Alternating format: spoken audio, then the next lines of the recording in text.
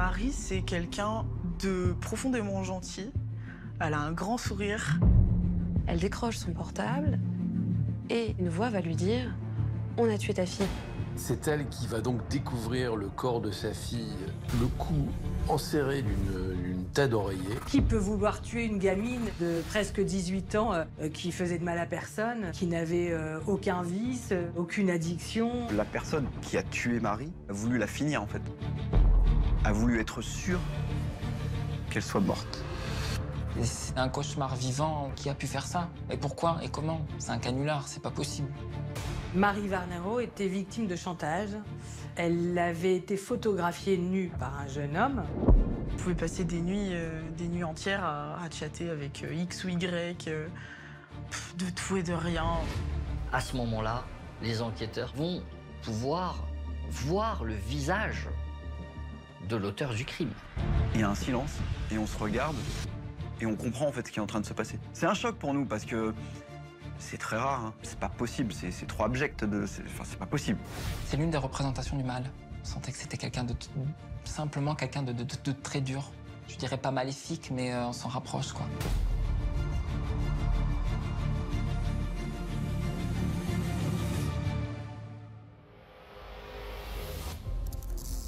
Bonsoir, je suis ravie de vous retrouver pour ce nouveau numéro de Chronique criminelle.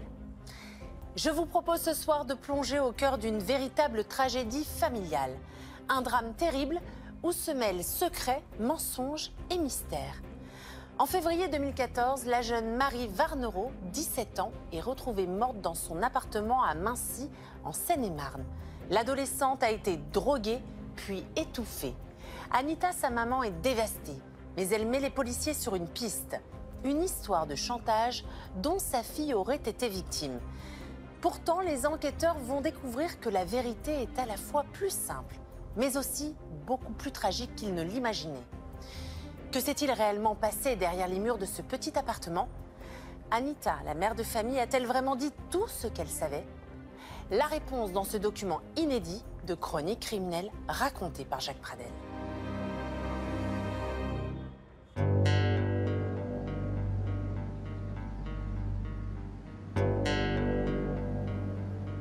En Seine-et-Marne, à seulement 1 heure de Paris, Mincy est une commune qui compte près de 2000 habitants. C'est vraiment un tout petit village, avec un clocher au milieu. Enfin, vraiment, c'est assez typique de la Seine-et-Marne. Ouais, c'est assez isolé quand même. Ce qui peut paraître étonnant quand on est à 4 km de Melun. Donc c'est un village qui a conservé un peu son âme, résidentiel, typique et relativement traditionnel, en tout cas réputé pour sa quiétude. C'est au cœur de ce village que vit depuis toujours Marie Varnero. À 17 ans, l'adolescente profite pleinement de la vie en compagnie de ses meilleurs amis, Sylvain et Clémence, tous deux rencontrés sur les bancs du collège. On était assis l'un à côté de l'autre en classe de français. Et on a tout de suite rigolé sur des blagues nazes auxquelles on rigole quand on a 12 ans. Et de là a démarré une superbe amitié. Marie, c'est une amie loyale, très très sincère, parfois trop sincère. Marie, c'est quelqu'un, pour moi, de profondément gentil. Elle a un grand sourire, avec un écart entre les dents de devant. Mais elle a un sourire tellement, je sais pas, communicatif. Ouais, si elle rigole, tout le monde rigole, quoi. C'est vraiment elle qui fait tout le temps les blagues, qui prend votre téléphone et qui le cache. C'est un petit rayon de soleil et en même temps, je pense que c'est quelqu'un de solitaire, vraiment au fond. Marie vit avec sa mère, Anita, mais elle n'a jamais connu son père. Marie est née d'une brève relation sentimentale. Sa mère, Anita, a été avec le père de Marie quelques mois. Ils ne vivaient même pas ensemble. Ils se sont rencontrés sur leur lieu de travail. Marie a grandi sans son père. Son père dit qu'il a tenté de la voir, qu'il a tenté de la rencontrer, mais que la mère, Anita, l'en a empêché. Anita, au contraire, dit qu'elle aurait bien voulu que la fille connaisse son père, mais que le père aurait disparu. C'est donc seule qu'Anita Varnero élève sa fille. Mais au quotidien, elle peut aussi compter sur sa propre mère, qui vit non loin de là et qui l'aide souvent avec Marie. Je pense qu'effectivement, elle prend pleinement son rôle de mère à cœur, puisque c'est elle qui va élever sa fille. Je sais que Marie a toujours vécu avec sa mère, qu'elle est très proche de sa grand-mère, qui vit proche de chez elle. Mais depuis 5 ans, la mère de famille est moins présente pour sa fille. Et pour cause, elle a rencontré un homme et passe beaucoup de temps avec lui. Anita Varnero laisse sa fille vivre dans leur appartement toute seule pendant qu'elle vit avec son compagnon.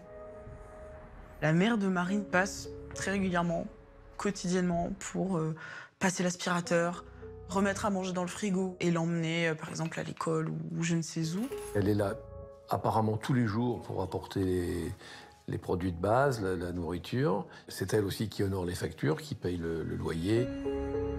L'absence de sa mère, c'est une aubaine pour Marie. La jeune fille en profite pour inviter régulièrement ses amis chez elle. On est venu assez souvent chez elle et on s'est toujours très bien amusé. C'était toujours un bonheur de venir avec elle.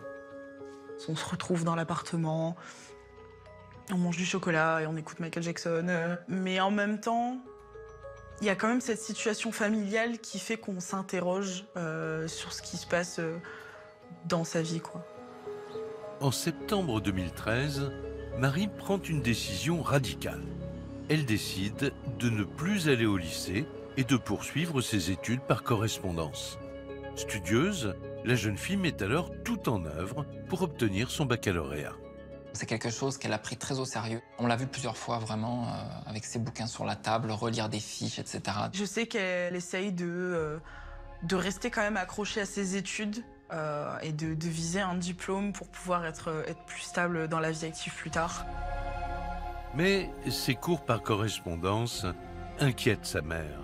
Elle craint de voir Marie abandonner en cours d'année. Elle est désespérée quand elle découvre que sa fille ne va plus au lycée.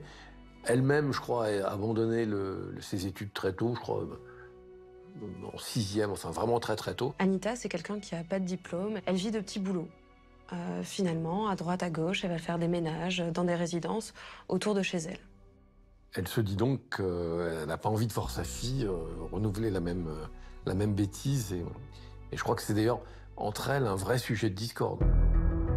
Les études ne sont pas les seules sources de disputes entre la mère et la fille. Anita reproche aussi à l'adolescente d'être trop fêtarde. Il y a des tensions sur les modes de vie, c'est-à-dire le fait que Marie Varnero vit en horaire décalé.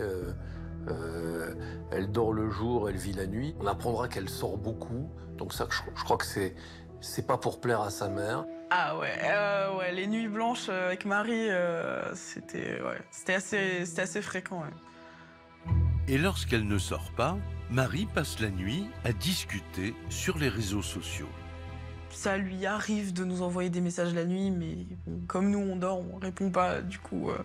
On voit quand elle a été connectée ou pas pour la dernière fois, et c'est vrai que je la voyais beaucoup passer de temps, on va dire très tardivement, sur Internet. On pouvait passer des nuits entières à chatter avec X ou Y, de tout et de rien, c'était pas très intéressant. Ce comportement agace Anita, qui le fait clairement comprendre à sa fille. Et les disputes se multiplient. C'est une relation entre une ado rebelle et une maman qui veut tenir son ado rebelle. C'était pas des relations violentes physiquement, mais le débit montait assez rapidement. Je pense que quand même elle aime beaucoup sa mère. Et non, je pense qu'elles ont une relation parfois tendue, mais pas plus que ça. Malgré tout l'amour qu'elles se portent, Marie et Anita n'arrivent plus à se comprendre. La mère de famille ne le sait pas encore, mais bientôt, elle n'aura plus l'occasion de se réconcilier avec sa fille. C'est 3 jours avant les 18 ans de Marie, le 17 février 2014, que leur vie va basculer. Comme tous les jours, Anita est passée voir sa mère qui vit à quelques centaines de mètres de l'appartement de Marie à Mincy. Lorsque, tout à coup, son téléphone sonne. Elle décroche son portable et une voix va lui dire « On a tué ta fille parce qu'elle nous a contaminés ». Elle dit « Non, mais ça va pas te dire ça ». Elle raccroche. Elle dit à sa mère « On a tué Marie ». À ce moment-là, Anita se met à crier et dit à sa mère « Viens vite, ils ont fait du mal à Marie ». Et donc, les deux femmes se précipitent, courent pour aller au domicile de Marie, qui n'est pas loin. Anita part directement pour aller vérifier si ce qu'on lui a dit au téléphone est vrai. Sa grand-mère essaye de suivre comme elle peut. Et lorsque la mère de famille pénètre chez l'adolescente, c'est une scène d'horreur qui l'attend. La porte de sa fille est ouverte, comme si quelqu'un était rentré puis sorti précipitamment. L'appartement, il est composé d'un rez-de-chaussée et d'un étage, et la chambre de Marie est à l'étage. Anita va monter à l'étage, et elle va découvrir le corps de Marie, sans vie, sur son lit. Marie a la tête emballée dans une thé d'oreiller. Des coussins lui recouvrent également le visage. Elle se jette sur le corps de sa fille, qu'elle l'enlace, qu'elle la secoue, qu'elle pleure. Mais ce n'est pas elle qui appelle les secours avec son téléphone portable. C'est la grand-mère qui va sortir de la maison et qui va se rendre au café d'en face pour appeler les secours. Des policiers du commissariat de Melun, accompagnés par les secours, arrivent aussitôt sur les lieux. Ils ne peuvent que constater la mort de la jeune fille de 17 ans. Et immédiatement, ils jugent ce décès suspect. Le parquet arrête tout de suite et dit « Bon, bah écoutez, on va tout de suite appeler et saisir la brigade criminelle de Versailles ». La commandante de police Stéphanie Duchâtel se souvient parfaitement du moment où elle a été avertie du drame. En milieu d'après-midi, on a été appelé par le représentant du parquet du tribunal de grande instance de Melun. Vu le caractère au moins mystérieux de la mort de Marie, le parquet a décidé de saisir la brigade criminelle de mon service. La particularité peut-être dès le départ, c'est quand même la jeunesse de la victime. Marie Varnero, quand elle décède, elle n'a pas encore 18 ans. Donc c'est vrai qu'on n'est pas tellement habitué quand même à avoir des victimes aussi jeunes. Les enquêteurs de la PJ de Versailles partent immédiatement pour Mincy. Quand on arrive sur place, donc là on décide, donc là toi tu fais ça, et ensuite on définit les rôles. Des personnes vont partir auditionner les gens, les témoins, la personne qui découvre le corps, et d'autres, c'était mon cas, de commencer les constatations à l'intérieur de l'appartement. Et dès leur arrivée, les policiers notent un premier élément important. La première chose, c'est que aucune porte n'est fracturée. La porte d'entrée qui amène à l'étage n'est pas fracturée, et la porte de l'appartement de Marie, de la victime, n'est pas fracturée non plus. Alors que la mère de la victime, choquée, attend des informations, les enquêteurs se rendent à l'étage de l'appartement. Et donc là, effectivement, je constate pour la première fois le corps de Marie Varnero étendu, juste en petite culotte seulement, sur son lit. En attendant les conclusions du médecin légiste qui examine le corps de la victime, les policiers inspectent le reste de l'appartement. Dans le salon, des objets qui jonchent le sol. Il y a beaucoup d'affaires qui sont éparpillées sur la table. Je me rappelle voir un sac à main renversé avec des affaires vraiment qui jonchent le sol. Les autres pièces, donc cuisine, salle de bain, toilette, ne sont pas du tout dérangées. Il n'y a pas de traces de désordre, il n'y a pas l'air d'y avoir eu une lutte particulière. Fébrile, la mère de la victime assiste aux investigations sans rien dire. Elle est assez fermée, elle attend, assise sur une chaise en fumant des cigarettes. C'est dans la cuisine qu'un premier élément retient l'attention des enquêteurs. Des résidus de comprimés écrasés sur l'évier. La police judiciaire remarque des traces de poudre à côté d'un couvert qui pouvaient laisser penser un suicide médicamenteux. L'hypothèse du suicide peut être retenue aussi si l'on considère la façon de vivre de Marie, qui vit dans sa bulle, addict aux réseaux sociaux, mais parfois aussi un peu fêtarde, peuvent laisser penser à un tempérament un peu dépressif. Mais à la suite des premières constatations effectuées par le légiste, l'hypothèse du suicide s'effondre. Et les conclusions du médecin sont sans appel. Le décès de l'adolescente est d'origine criminelle. Le médecin légiste regarde et constate autour de la lèvre et à l'intérieur des lèvres des pétichies. Donc en fait, c'est des petits hématomes à l'intérieur des lèvres, également sur les gencives. Et aussi constate des traces au niveau de la gorge. On peut supposer qu'effectivement, dès le départ, elle a été a priori étranglée et ou étouffée avec la tête d'oreiller autour de la tête et les oreillers sur la tête. Le meurtre ne fait désormais plus aucun doute. L'appel reçu par Anita Varnero n'était donc pas un canular. Anita Varnero, elle va directement parler aux enquêteurs du fait qu'elle a eu cet appel où le tueur lui dit « J'ai tué ta fille, on a tué ta fille parce qu'elle nous a contaminés ». Anita explique alors aux enquêteurs que sa fille souffre de l'hépatite B depuis plusieurs mois. Il est donc tout à fait plausible qu'elle ait pu transmettre ce virus à quelqu'un. Donc on peut se dire, bah oui, effectivement, le message qu'elle a reçu, Anita, c'est peut-être pour dire, ta fille m'a contaminé, entre parenthèses, de l'hépatite, par l'hépatite, du coup je l'ai tuée. Le premier réflexe des collègues, c'est de dire, très bien, donnez-nous votre téléphone, on va travailler dessus pour essayer de remonter l'auteur de cet appel que vous avez reçu. Pour nous, c'est hyper important. Parce que, voilà, reprendre la trace et l'origine de cet appel, c'est hyper important. Désespérée par le décès soudain de sa fille, Anita Varnero commet alors une terrible maladresse. Avant de remettre son téléphone aux collègues, elle fait une fausse manipulation qui vide tout le contenu de son téléphone.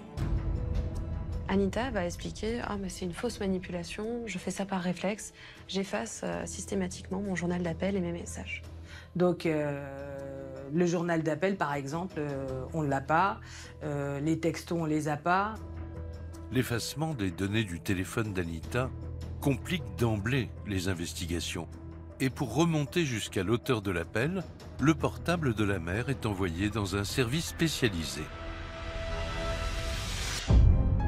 Alors que les constatations dans l'appartement de la victime se terminent, Michael Reinhardt s'étonne de ne pas avoir retrouvé le téléphone portable de l'adolescente. Donc ça nous embête parce qu'on se dit, l'auteur du crime l'a pris. Pourquoi? Et on ne retrouve pas non plus le trousseau de clés de Marie. C'est pas logique tout ça, c'est pas logique. Il n'y a rien de logique.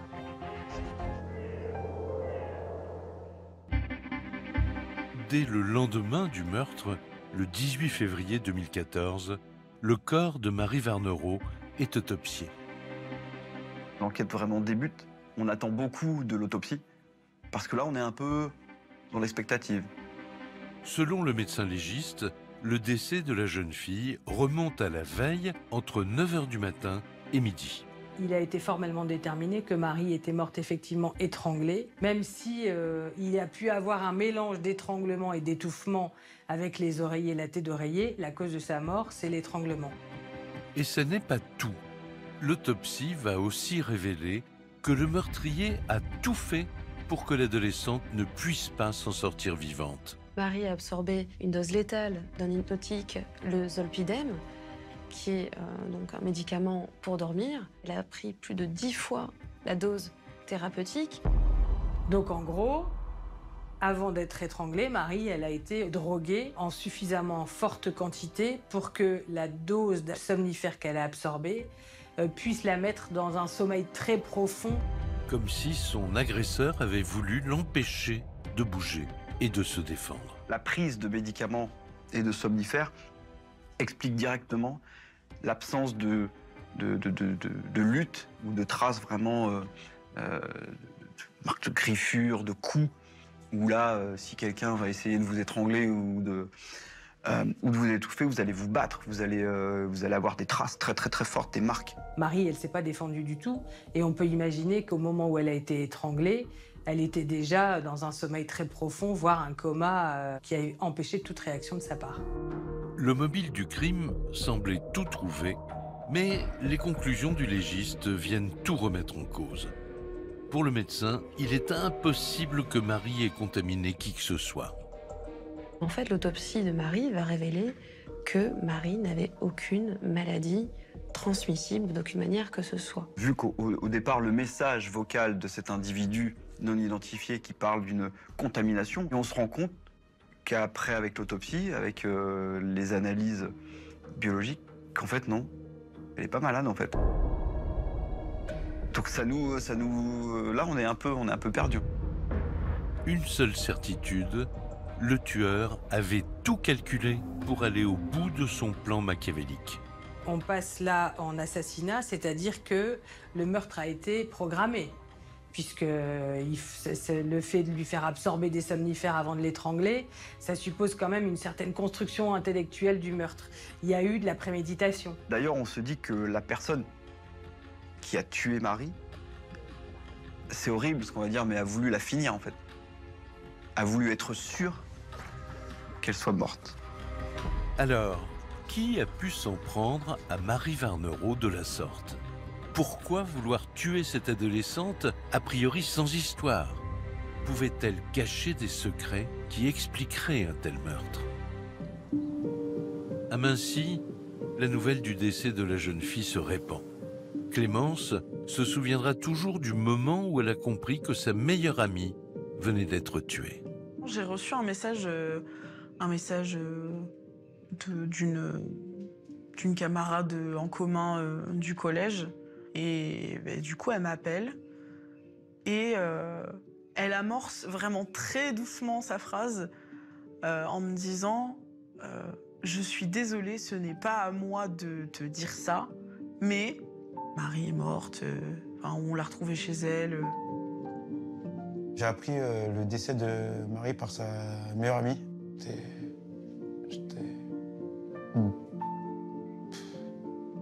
Je peux même pas mettre de mots dessus parce que c'est des sentiments qu'à cet âge on ne s'imagine pas vivre. C'est comme si le temps n'existait plus, c'est comme si les choses s'étaient arrêtées et c'est encore plus compliqué parce qu'on a envie que ça s'arrête. C'est très dur. C'est un château de cartes qui s'effondre et puis je me dis qui, comment, pourquoi. J'ai vraiment une énorme période où je suis dans l'incompréhension la plus totale. Et c'est tout. Il n'y a rien d'autre dans ma tête que des points d'interrogation. Je ne la connaissais pas avoir des ennemis.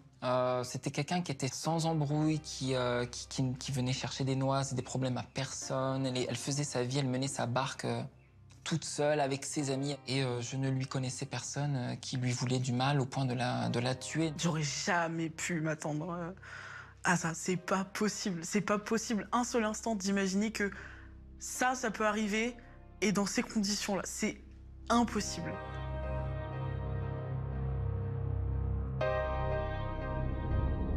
À la PJ de Versailles, les enquêteurs veulent maintenant en savoir le plus possible sur Marie Varnereau.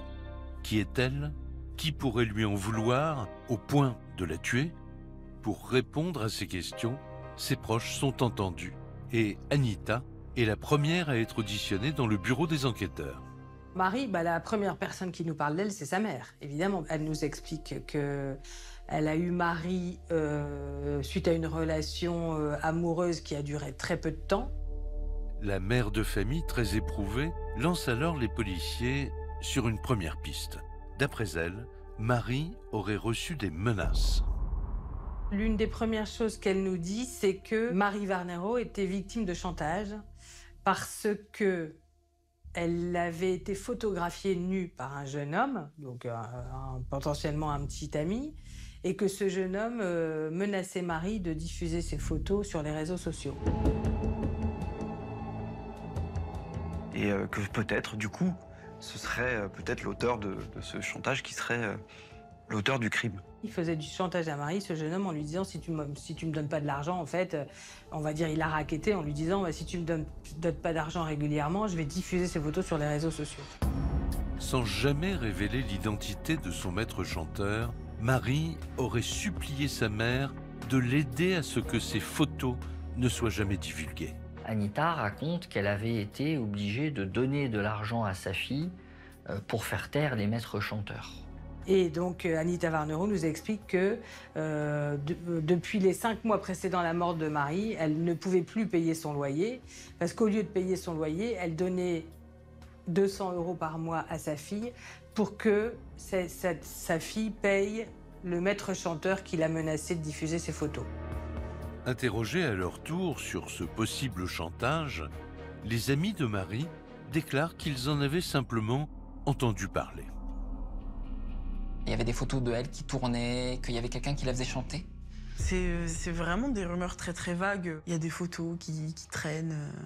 On précise pas quel genre de photos, mais on s'en doute bien, parce que sinon on ferait pas de chantage.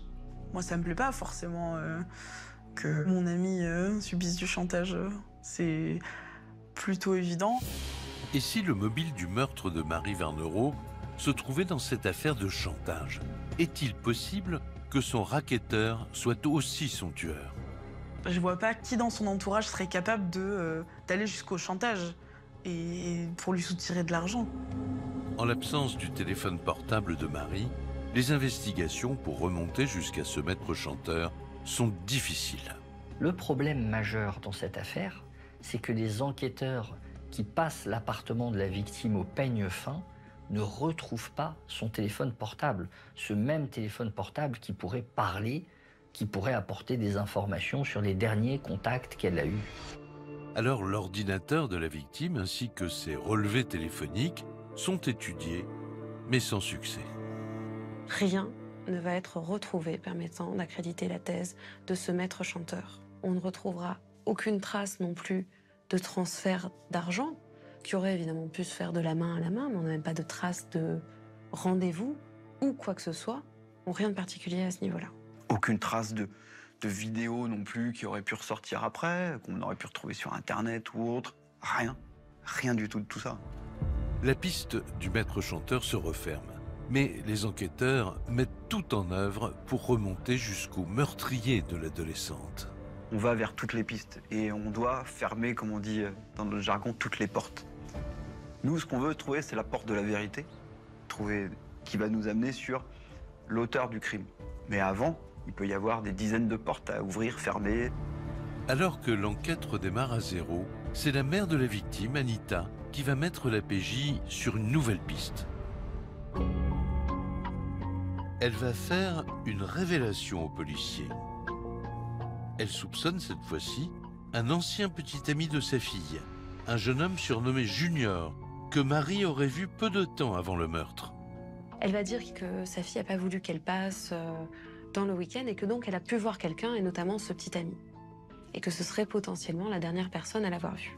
Et Anita dit aux policiers qu'elle ne fait aucune confiance à ce Junior. Elle va dire qu'il est d'une très mauvaise influence, que c'est quelqu'un qui a pu lui faire du mal. Donc c'est un jeune qui est de la région parisienne, du 93 il me semble, et qui a commis une petite infraction, bref, de droit commun, et du coup il est fiché en fait dans la base du fichier national des empreintes génétiques. Donc on le retrouve assez facilement. Le jeune homme est convoqué dans les locaux de la PJ. Et il nous confirme qu'il a été un petit ami, effectivement, qui s'était rencontré sur Internet, qu'il était venu une fois ou deux, qu'ils avaient eu une ou deux relations sexuelles, mais rien de suivi, mais qu'il s'était quitté d'un commun accord, qu'il n'y avait aucun problème. Pourtant, les policiers ont retrouvé chez Marie des traces a priori récentes de son passage dans l'appartement. Il y avait quelques éléments d'un passage masculin dans la chambre de Marie, à savoir un caleçon et des préservatifs évidemment encore emballés. Et il nous reconnaît son caleçon. On lui représente, il dit oui, c'est à moi. Il est surpris.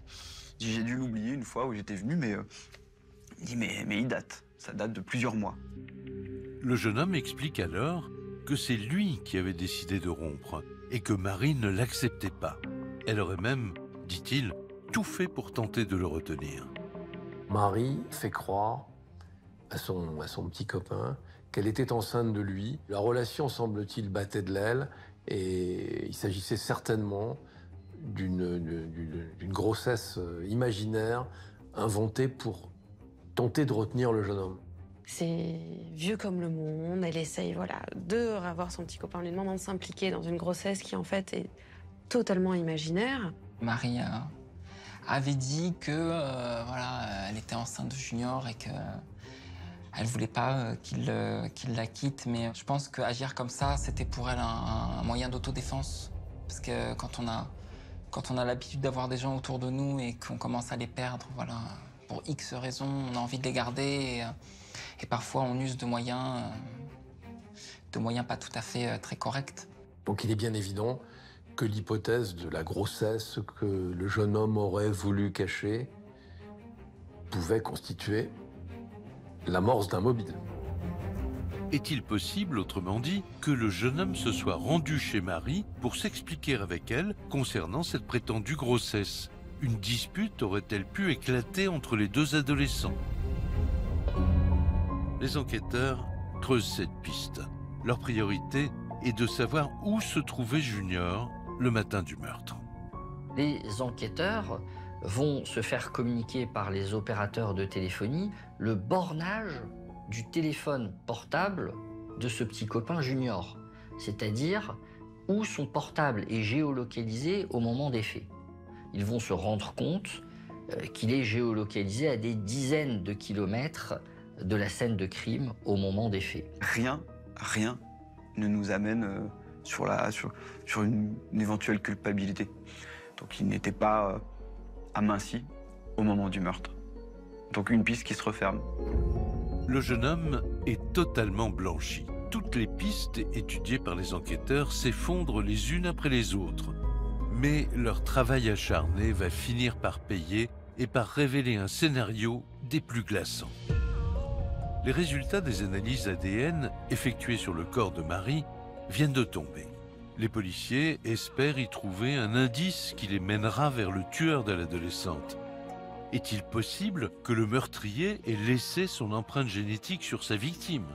Sur le corps de Marie, on retrouve l'ADN de sa mère, ce qui peut parfaitement se comprendre, puisqu'évidemment, Anita Varnero, quand elle rentre chez sa fille pour découvrir sa fille décédée, elle modifie complètement la scène de crime. Elle dira qu'elle l'a bien sûr prise dans ses bras, qu'elle l'a étreinte, qu'elle l'a manipulée pour tenter de lui redonner vie et que l'échange d'ADN a pu se produire à ce moment-là.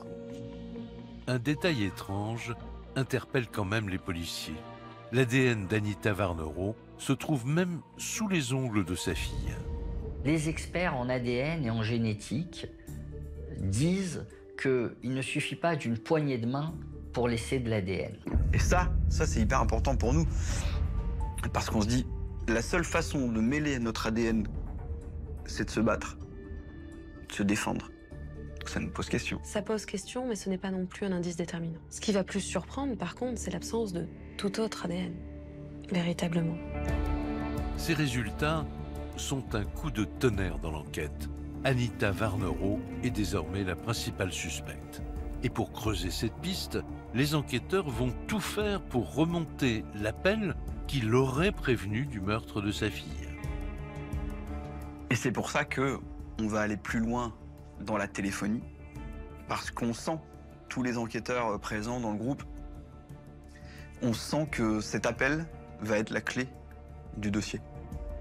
On demande la facturation détaillée de la ligne téléphonique d'Anita Varnero pour le jour des faits, en sachant que ça va nous amener à l'identification de l'appelant, de celui qui l'a appelé pour lui envoyer ce message. Et on voit qu'il y a bien eu un appel suspect qui correspond à l'appel dont nous a parlé Anita Varnero. Et on se rend compte qu'en fait, le message que Anita Varnero a reçu a été passé, je crois me souvenir, vers 14h18, d'une cabine téléphonique, quartier de l'Allemont à Melun. Et on comprend, en faisant des investigations très rapidement, que l'appel de cette cabine téléphonique, il a été passé avec une carte téléphonique achetée dans un tabac. Un appel depuis une cabine et avec une carte. Pas très courant à l'ère des portables et des réseaux sociaux, mais c'est quand même un précieux indice pour les enquêteurs. Évidemment, on essaye de remonter l'achat. Cette carte téléphonique, elle a été achetée le lundi 17 février 2014, un peu avant 13 h, dans un bar tabac de Melun.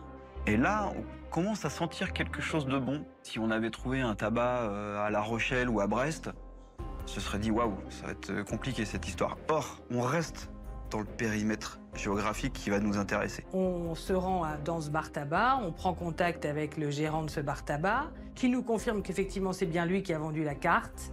On sait que celle qu'il a vendue, c'est forcément celle qui a servi à appeler Anita. Le buraliste est néanmoins incapable de donner l'identité de la personne qui lui a acheté cette carte prépayée. On demande donc au buraliste s'il y a une vidéosurveillance de son établissement. Et là, il nous répond oui. Ce qui est déjà assez extraordinaire. À ce moment-là, les enquêteurs vont pouvoir voir le visage de l'auteur du crime. Qui a acheté cette carte prépayée? Qui a annoncé le meurtre de Marie à sa mère? On voit à la caméra qu'il s'agit juste de Anita Varnereau, qui est dans le tabac et qui achète cette carte prépayée. Et là, on fait un arrêt sur image. C'est incontestable, la vidéo elle est d'une super bonne qualité. On la voit rentrer dans le bar, on la voit acheter une carte téléphonique et 2 paquets de cigarettes, c'est une grosse fumeuse.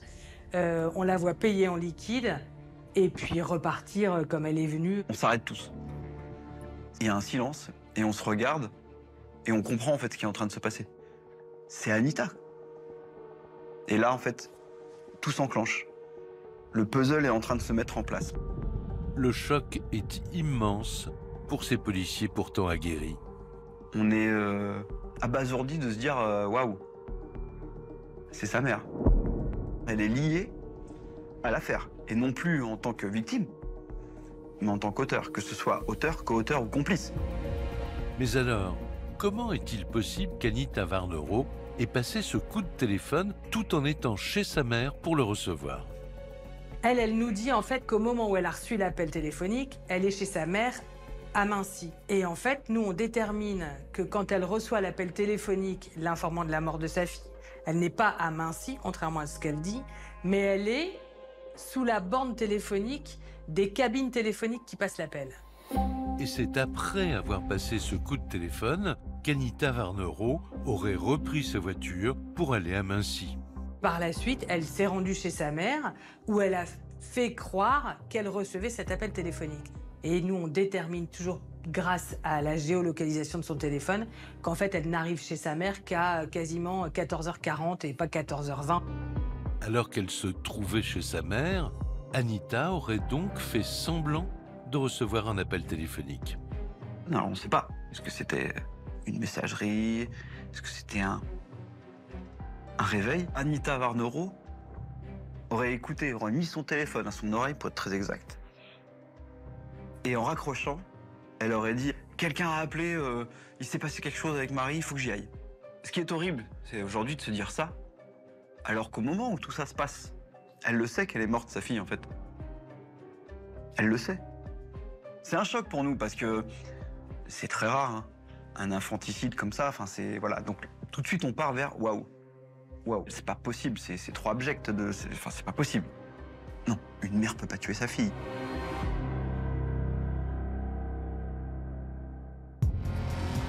Nous sommes le 20 février 2014, 3 jours après le meurtre de Marie. Au petit matin, les policiers versaillais se rendent chez sa mère, Anita, pour l'interpeller. On arrive et elle est même pas surprise. On arrive à 6 h du matin, hein. Bonjour, police judiciaire, brigade criminelle, tatata. On lui a dit qu'on l'a placée en garde à vue. Elle a été très docile, elle s'est pas du tout rebellée. Alors par contre, son compagnon lui dit qu'est-ce que vous venez faire là? Pourquoi vous venez? C'est sa fille qui est morte, elle est victime en fait. Et là, il comprend que non en fait. Très vite, le policier découvre dans la salle de bain un élément accablant pour la suspecte. Une plaquette de médicaments. le même somnifère que celui avec lequel Marie a été droguée avant d'être tuée. On trouve la fameuse molécule de zolpidem. Le compagnon d'Anita, qui voit que je bloque sur cette boîte. Donc je lui dis, excusez-moi monsieur, je vais prendre ça. Anita Varnereau est ensuite emmenée dans les locaux de la police judiciaire de Versailles. Elle pleure quand même, elle pleure sur la mort de sa fille. Elle trouve qu'on s'acharne un peu sur elle. Elle nous le dit plusieurs fois, mais de toute façon, j'ai bien compris que de toute façon, il fallait que ce soit moi et que vous pensiez que c'était moi. Ben oui, on pense que c'est vous, parce que c'est vous. La garde à vue commence. Immédiatement, la mère de la victime est interrogée sur son emploi du temps le jour du meurtre. Elle dit aux enquêteurs que elle a dormi chez son compagnon la veille au soir au Mets-sur-Seine, qu'elle va faire du ménage le matin et puis qu'elle va partir à Mincy, mais qu'elle ne va pas monter voir sa fille à l'étage. Puis elle va retourner chez elle, puis aux alentours de 14h, aller chez sa mère, s'occuper du linge. Mais les policiers savent qu'Anita ment et ils la confrontent aux images de vidéosurveillance du bureau de tabac. On tombe un peu dénu, mais l'achat de cette carte prépayée dans ce tabac à Melun, qui est vraiment juste à côté, hein, c'est vrai. Pourquoi elle nous en a pas parlé? C'est quand même important, non? Rien. Ah bah non, mais je pensais pas que c'était important, enfin bon. Elle nous a inventé le fait qu'effectivement, elle avait acheté la carte pour sa fille, mais qu'elle avait pu perdre la carte qui avait pu être récupérée par quelqu'un qui aurait été, comme par hasard, l'auteur du meurtre de Marie, enfin des explications complètement ridicules. Donc votre théorie, c'est que vous avez donc perdu cette carte téléphonique qui a été trouvée par le tueur de votre fille, qui avait votre numéro et qui vous a appelé dans la foulée, dans une zone dans laquelle vous bordez vous-même à cet instant. Les explications d'Anita sont confuses et les taux se resserrent autour d'elle. La commandante l'interroge ensuite sur la provenance de la plaquette de somnifères trouvée chez son compagnon le matin même. Mais la mère de famille a réponse à tout. En fait, dit-elle, elle les a achetés pour elle. 3 semaines avant la mort de Marie, sa mère se rend à la pharmacie à laquelle ils vont régulièrement et demande 2 boîtes de somnifères sans avoir l'ordonnance correspondante. Normalement, ces somnifères-là, ils sont prescrits sur ordonnance. Mais la pharmacienne, connaissant assez bien Anita Varnereau et son compagnon, accepte de lui fournir 2 boîtes de somnifères sans ordonnance. C'est un achat qui ne laisse aucune trace. Il n'y a pas d'ordonnance, il n'y a pas de carte vitale qui soit utilisée. Elle va acheter ses médicaments de la main à la main. Elle va dire que c'est pour sa consommation personnelle. Parce que elle a des problèmes de ménopause qui lui posent des problèmes de sommeil, etc. Et que pour ça, elle pense qu'elle aurait besoin de l'appui de somnifères pour passer des vraies nuits. Les heures passent et Anita continue de clamer son innocence. Pour les enquêteurs, il y a urgence à obtenir des aveux avant que la garde à vue ne se termine. Michael Reinhardt décide alors de jouer le tout pour le tout. Seul, face à la suspecte, il tente de l'émouvoir en lui rappelant que Marie aurait dû fêter ses 18 ans ce jour-là. Je lui dis, vous savez quel jour on est aujourd'hui? Elle me dit oui, c'est l'anniversaire de Marie. Elle est en garde à vue au moment où on parle de tout ça. Je lui dis, mais bah, rien que pour elle, je lui dis, faut me le dire maintenant. Faut me dire quelque chose. S'il y a quelque chose à me dire, c'est maintenant ou jamais, en fait. C'est maintenant qu'il faut me dire ça. Pour elle, par respect. Elle s'ouvre un petit peu, petit à petit. Et à la fin, elle a cette phrase incroyable où elle dit je suis un monstre, ouvrez la fenêtre, j'ai envie de sauter. Je me dis, waouh. Dans ma tête, je me dis, là, elle va avouer. Alors, et là, je lui dis, ok, mais vous n'êtes pas un monstre, mais je veux savoir pourquoi. Qu'est-ce qui s'est passé, etc. Enfin. Et là, elle s'est fermée. Alors là, je me suis dit, c'est elle. Alors qu'Anita Varnereau semblait sur le point de passer aux aveux, elle se referme finalement sur elle-même. Au terme de sa garde à vue, Anita Varnereau est présentée devant le juge d'instruction au tribunal de Melun. Malgré l'absence d'aveu, elle est mise en examen pour l'assassinat de sa fille. Alors c'est vrai que dans cette affaire, on a quantité d'indices, certains confondants, étonnants, d'autres plus faibles, sans aucun doute, mais on n'a jamais eu de mobile. C'est-à-dire que On a un infanticide et aucun mobile à mettre en face. Et ça, c'est quand même très troublant. Mais alors, pour quelles raisons Anita serait-elle tombée dans cette spirale meurtrière? Et quel pourrait être le mobile du crime? Les policiers vont essayer de comprendre par eux-mêmes, sans l'aide d'Anita, pourquoi elle aurait tué sa fille. Et là, il y a plusieurs hypothèses. Peut-être qu'elle aurait essayé de la tuer parce que sa fille aurait menacé sa mère de révéler que sa mère était atteinte du sida. La séropositivité d'Anita Varnereau, on l'a appris par elle-même. C'est elle qui nous l'a indiqué dans les déclarations. Anita nous explique que elle est porteuse du VIH depuis de très nombreuses années. Elle sait que c'était avant la naissance de Marie. Marie, elle, est séronégative. Dans l'entourage d'Anita, personne n'était au courant de sa séropositivité. Les policiers émettent alors une hypothèse. Et si Marie avait récemment découvert le secret de sa mère? Est-ce que Marie faisait elle-même chanter sa mère en lui disant « Donne-moi de l'argent ou je vais révéler à ton compagnon que tu es séropositif, ce que tu ne lui as pas dit ». Est-ce que Marie était un frein à la nouvelle vie d'Anita Varnereau? Anita s'est dit que c'était la fin des haricots. C'était la fin de la petite vie sympa, cool, avec son compagnon. Et peut-être qu'elle s'est dit non, tu vas pas me couper de ça. Pour moi, c'est mon intime conviction. Selon les proches de Marie, il existe une deuxième hypothèse qui expliquerait pourquoi Anita aurait tué sa fille. Le deuxième scénario, c'est que Marie aurait entrepris des démarches pour retrouver son père. Or, Anita s'est toujours opposée à ce que Marie ait des relations avec son père. Mohamed, un ancien petit ami, se souvient que Marie lui parlait souvent de sa volonté de retrouver son père biologique.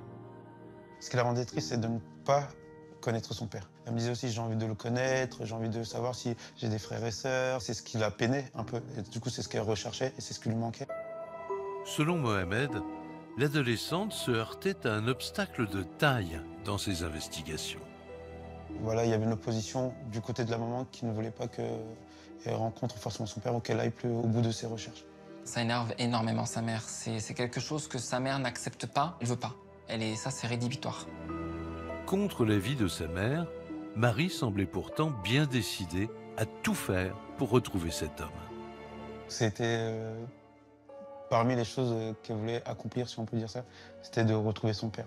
Donc ça, c'était vraiment quelque chose qu'on ne pouvait pas lui enlever de sa tête. Elle avait essayé de faire des démarches administratives, mais elle s'était heurtée au fait qu'elle était mineure. Peut-être Anita a tué sa fille quelques jours avant ses 18 ans pour l'empêcher de pouvoir retrouver son père. Je peux pas imaginer que ce soit cette raison-là qui fait qu'aujourd'hui, Marie n'est plus là, en fait. On ne tue pas sa fille, soi-disant bien aimée, ce qui est vrai d'ailleurs, pour une histoire de déloyauté, de retrouver son père. Je ne sens pas que ce soit un élément suffisant pour expliquer un tel acte. Quant au fait que Marie aurait pu révéler la séropositivité de sa mère, je n'y crois pas non plus. Alors pourquoi Anita s'en serait-elle prise à sa fille? Comment expliquer le meurtre de Marie? Tout le monde espère désormais que la vérité éclatera lors du procès. Mercredi 4 janvier 2017, au tribunal de Melun. C'est aujourd'hui que débute le procès d'Anita Varnereau. Près de 3 ans après le meurtre, les proches de la victime espèrent enfin obtenir les réponses à leurs questions. Je voulais absolument savoir pourquoi. C'est surtout le pourquoi. Et même si on nous a avancé des preuves qui sont cohérentes, qui sont solides, etc., il y a quand même une part de moi qui se dit « Non, c'est pas ça ». Mais bon, voilà, le procès, c'était quand même pour essayer d'avoir un début de réponse quand même. Est-ce qu'on saura pourquoi elle a fait ça? Même si les raisons ne vont jamais justifier les actes, on veut savoir pourquoi. Qu'il n'y ait pas de mystère sur ça. si c'est elle, quoi, qu'elle donne une raison. Tu vois. Je ne dirais pas que mon esprit sera plus tranquille, mais d'un côté, on aura un motif. Alors que tout le monde espère obtenir des explications de la part d'Anita, son arrivée dans le box crée la stupéfaction. Après 3 ans de détention, la mère de la victime est méconnaissable. Elle est amaigrie. Elle a les cheveux courts, poivre et sel. Je vois une femme extrêmement éprouvée, pour pas dire délabrée, négligemment vêtue. Enfin, on sent qu'elle n'a fait aucun effort pour comparaître, ce qui renforce le côté un peu sombre du personnage. Elle a l'air tellement fatiguée, elle a les traits tirés, elle a les cheveux blancs. Je vois que c'est elle, mais ça a quand même l'air d'être une personne différente. Appelée à la barre, l'accusée continue de clamer son innocence. Elle le jure, elle n'a pas tué sa fille. Lorsque j'entends Anita clamer son innocence, elle est criante de vérité. Elle a continué vraiment jusqu'à la fin de dire qu'elle était innocente, et il y a forcément une partie de moi qui a envie de la croire parce que, encore une fois, c'est tellement sidérant que j'ai envie de la croire quand elle dit « je suis innocente, c'est pas moi ». Elle n'était pas à un point tel que je puisse dire aujourd'hui que je crois en ça, que la maman puisse tuer Marie. Parce que les personnes qui font ça, elles n'ont pas de cœur, et de ce que je connais de la maman de Marie, c'était des engueulades entre une mère et son enfant. Les avocats d'Anita Varnero, qui n'ont pas souhaité répondre à nos questions, ont tout fait pour obtenir l'acquittement de leur cliente, quitte à remettre en cause les investigations réalisées.